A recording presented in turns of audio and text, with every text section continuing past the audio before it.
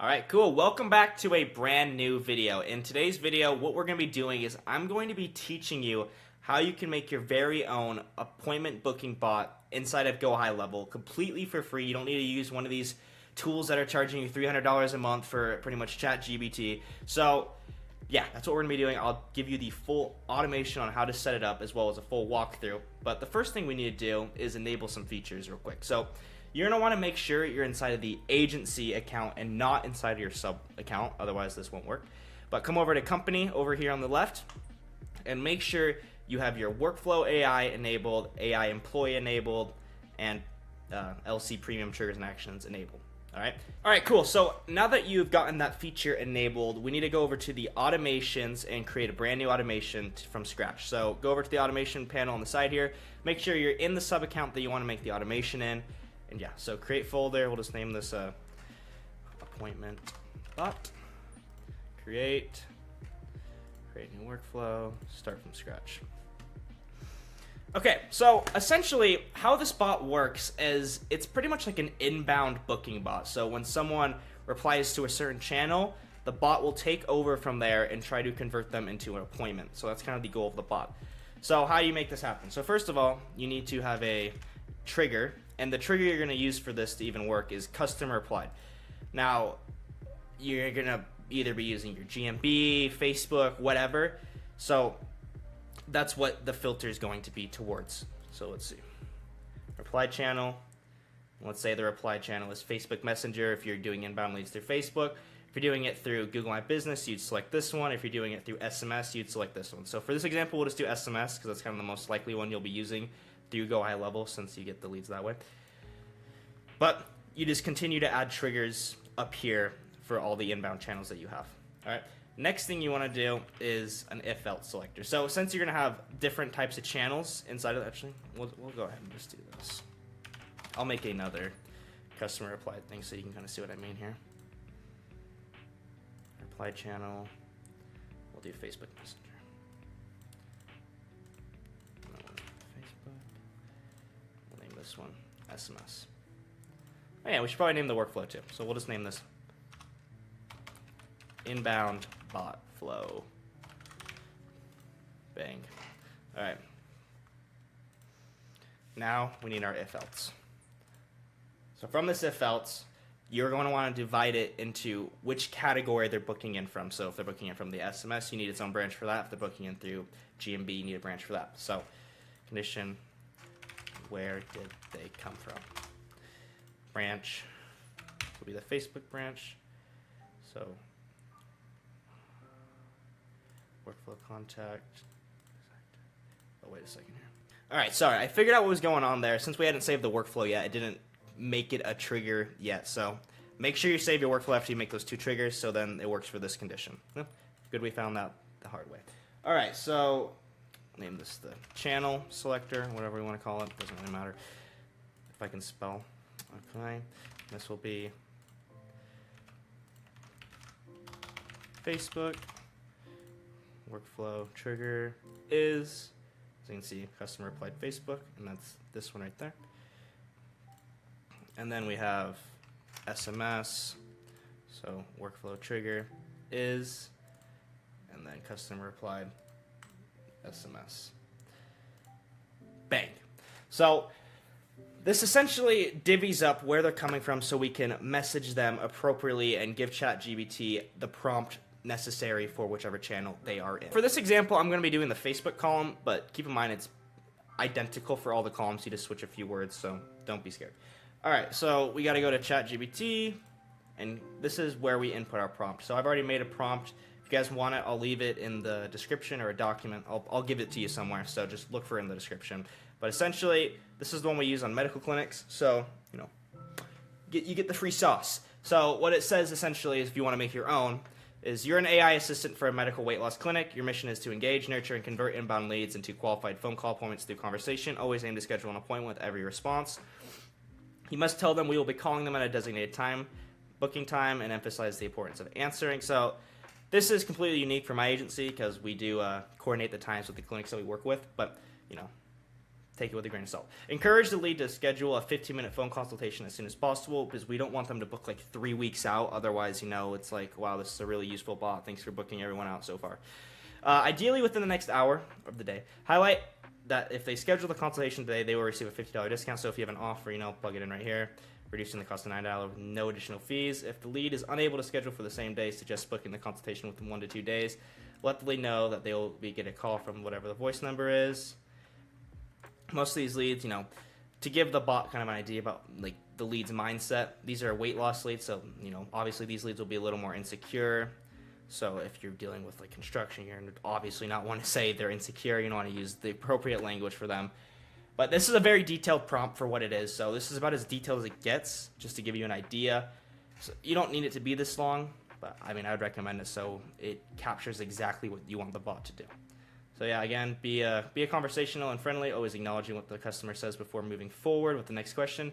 Do not use superlatives like awesome or that's great. It just looks like a bot, to be honest. The key is to sound as natural as possible, reflecting an SMS conversation. Make sure you address their first name. And you want to keep the responses relatively short, otherwise you're going to hit your SMS limit and be paying Go High Level tons of money to send text, so keep it relatively short. Focus on providing the best possible experience to the customer, because you don't want them to hate their lives just because they became an inbound lead. And then the calendar link for the trigger link right there. So that is the prompt. We only go over that once because it's super long. There you go. Now, next thing you want to do is send SMS. And you would plug in the new response, GBT1 response, GBT1, bang, bada, boom, bop. All right. Now we want to wait action. Wait. Did the contact reply to the SMS? Timeout, 30 minutes. Save. So this gives them some time. Did they respond? And it gives them 30 minutes. If they didn't respond, then this is what happens. So if the contact replies, then we obviously want to make sure, A, they come in to book.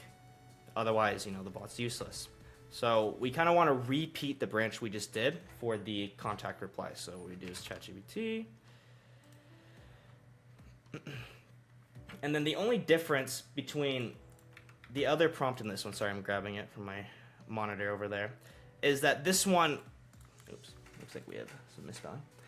This one refers to the message body from the original prompt. So that ChatGPT can kind of build like a data on the lead, so it kind of knows what to respond with next, and it's not just completely like first time response, if you know what I mean. So yeah, then you want to do the send SMS. Obviously you want to correlate it with the correct number, and then again a wait step. And for this wait one, it's just contact reply again.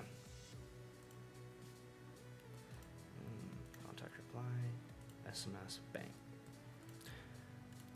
Okay, cool. So now that we have our wait step, now we need to figure out what happens if, they don't reply. So, again, I know this is kind of getting old, but here we go. So, did they book? We have our yes.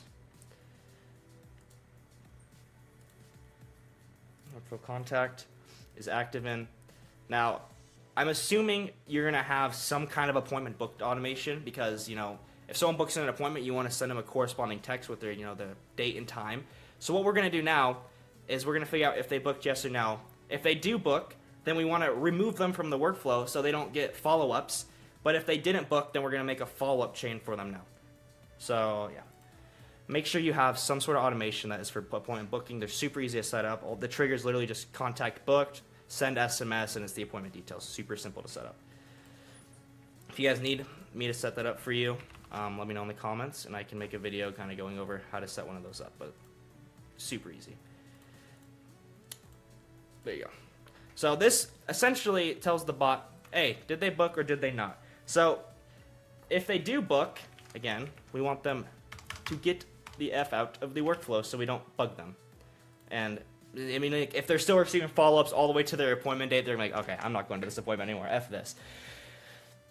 But if they do, then if they don't reply, then we want to have them come up here. So that is our yes branch all filled out. Essentially, they get the first kind of initial message, then ChatGPT kind of builds a database off that message and tries to get them to book. If they don't book, then they get sent back to the top to try to get them to book again. If they do book, they get removed from the workflow. So we already done our contact reply, but what happens if they don't reply? And that's what we're gonna do now. So if they don't reply, we want to give them some time. We don't want to just spam them over and over again. Otherwise, they're just gonna block the number and we're gonna lose the lead. So we're gonna wait 12 hours. And something I like to do, it's personal preference. I like to have the messages send during like business hours, so people aren't getting follow-ups at 3 in the morning and they're like, what? This is not a person. It just kind of depends how you have the wording, but if someone thinks there's a person actually typing out messages, you kind of want to have send it during at least like human functioning hours, not like in the morning or at deep at night. So that's my take on that. But next we have our ChatGPT command, and I'm gonna grab the input for this one. Bang. So the lead hasn't responded to the SMS yet. Send a short follow-up message to get them to reply and become engaged. The only job of the no reply column, this one, is just trying to get them re-engaged so that we can get them booked in. Oh, what? No. So yeah, again, send SMS. So you can see number 3, match it up, bada bing, bada boom. Sorry for that. And then we want to wait 3 hours. Just kind of give them some time. Did they respond? Again, during business hours. And then we have our if else. Did they reply? The branch, yes. Contact reply, true. This branch, no.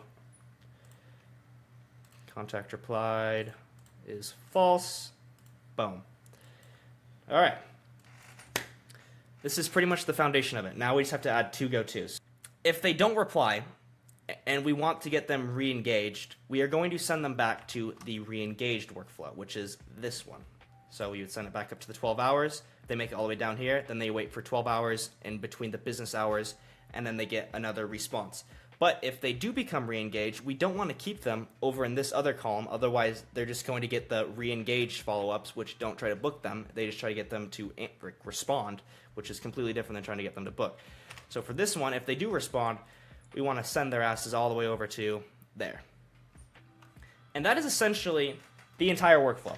It's very simple. You just kind of have to copy and paste it over for each inbound channel that you want to use it for. So yeah, that's all for the video, guys. I hope you enjoyed it. I hope you liked it. Like and subscribe, and I'll catch you in the next video with more useful AI tips. All right, later.